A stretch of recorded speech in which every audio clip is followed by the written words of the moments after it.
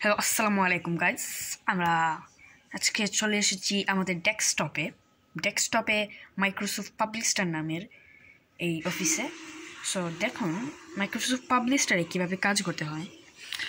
So Microsoft পাবলিশারে কিন্তু আমাদের প্রবেশ করার পর আমি আপনাদেরকে আবারও দেখাচ্ছি মাইক্রোসফট পাবলিশারে আমরা যাব। মাইক্রোসফট পাবলিশারে কিন্তু আমাদের প্রবেশ করার পর দেখুন আমরা মাইক্রোসফট অফিস পেয়ে গেছি। এখানে প্রচুর দেখতে পাচ্ছি। সো মাইক্রোসফট পাবলিশারে ঢুকবো। মাইক্রোসফট পাবলিশারে গিয়ে দেখতে না এখানে একটি মেসেজ দেখাচ্ছে। আচ্ছা, এটা আমরা ক্রস করে দিলাম। এখন এখানে অপশন পাবো পেজের, আমি কী ধরনের পেজ নিতে চাচ্ছি। সো আমাদের হচ্ছে গিয়ে আরও কিন্তু অনেক অপশন আছে যেগুলো দিয়ে আপনার কাজ করতে পারেন।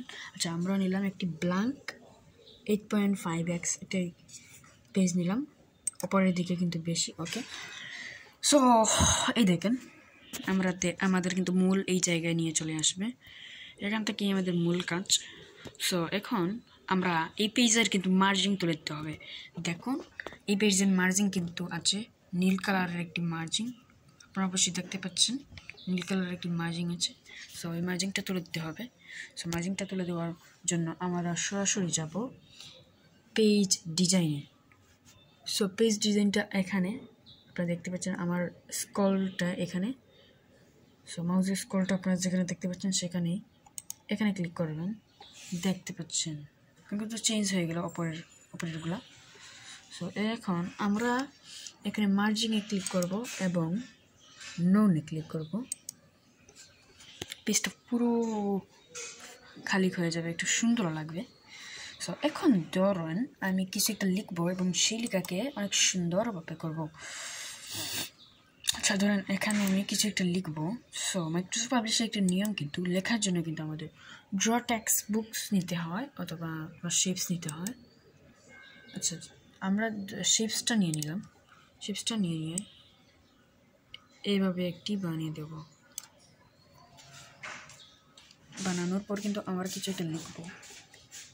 আমরা লিখি, যেমন দেখলাম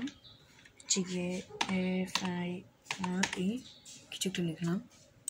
সো এটা কিন্তু দেখা যাচ্ছে না কারণ একটা ফন্ট কিন্তু ছোটো।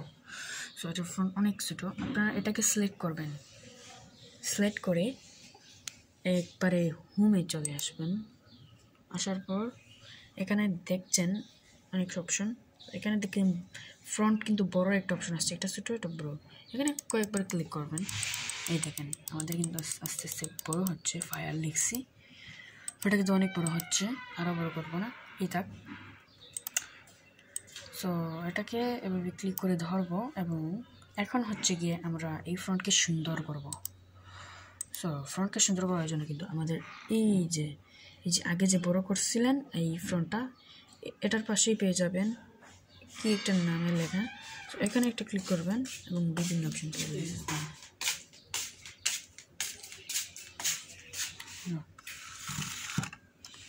এখানে দেখেছি অনেক সুন্দর একটা নাম এসেছে, আমি এখানে ক্লিক করব। দেখেন অনেক সুন্দর লাগছে ফায়ারটা। সো এখন হচ্ছে গিয়ে আমরা আপনাদেরকে ব্যাকগ্রাউন্ড কীভাবে সুন্দর করতে হয় সেটা শেখাবো। ব্যাকগ্রাউন্ড সুন্দর করতে হলে কিন্তু আমাদের পেজ ডিজাইনে ক্লিক করতে হবে। দেখতেই পাচ্ছেন পেজ ডিজাইন, আমরা আগে ছিলাম হোমে, এখন আসবো পেজ ডিজাইনে।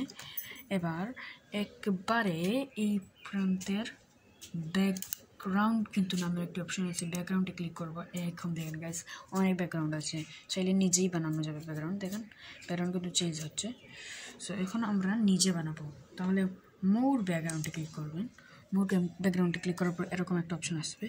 এরকম একটা অপশনে আপনি কী করবেন, আমি যেহেতু দুটি কালার দিতে চাচ্ছি তাই আমি 2 কালার মারবো। তারপরে হচ্ছে গিয়ে কালার নাম্বার 1 কী থাকবে, কালার নাম্বার 1 তাক হলুদ এবং কালার নাম্বার 2 থাকবে হচ্ছে গিয়ে কালার নাম্বার সবুজ থাক। সো আমি এইটা দিয়ে দিলাম, ওকে মারবো। ও গাইস কি একটা অসাধারণ ব্যাকগ্রাউন্ড দিলাম। সো আজকের ভিডিও এইটুকু পর্যন্ত। আপনারা আরও যা লাগবে আমাকে কমেন্ট করবেন। আপনাদের কম্পিউটারে কোনো সমস্যা বা কিছু হলে আমাকে কমেন্ট করবেন। আমি শুধু এই মাইক্রোসফট পাবলিশারও না, অন্যান্য ধরনের কাজও করে থাকি। আচ্ছা, আজকের ভিডিও এই পর্যন্তই। আসসালামু আলাইকুম।